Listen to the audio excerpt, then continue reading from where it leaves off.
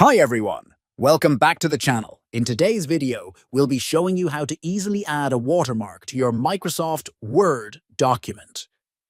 Whether you're working on a report, presentation, or any other document, adding a watermark is a great way to mark it as confidential, draft, or for branding purposes.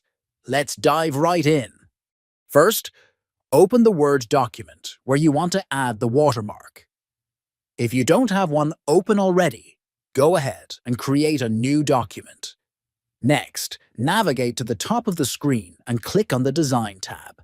This tab contains all the options for customizing the appearance of your document. In the Page Background section, you'll see a button labeled Watermark. Click on this button and a list of predefined watermark options will appear. You'll see a variety of options like confidential, draft, and other watermarks. If one of these suits your needs, simply click on it, and it will be applied to your document. But what if you want to create your own watermark? No worries, simply click on Custom Watermark at the bottom of the list. In the window that opens, you'll have two options. If you want to use a picture instead of the text, click on the Picture Watermark option.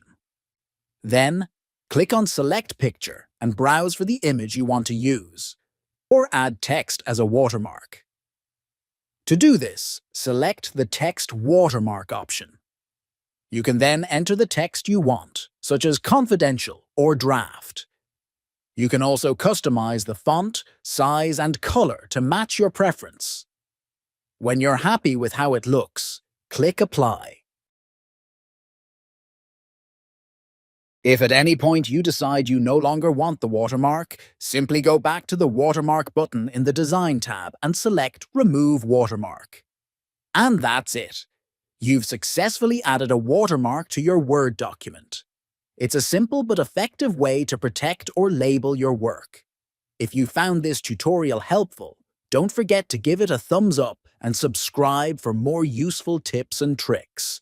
Thanks for watching, and I'll see you in the next video.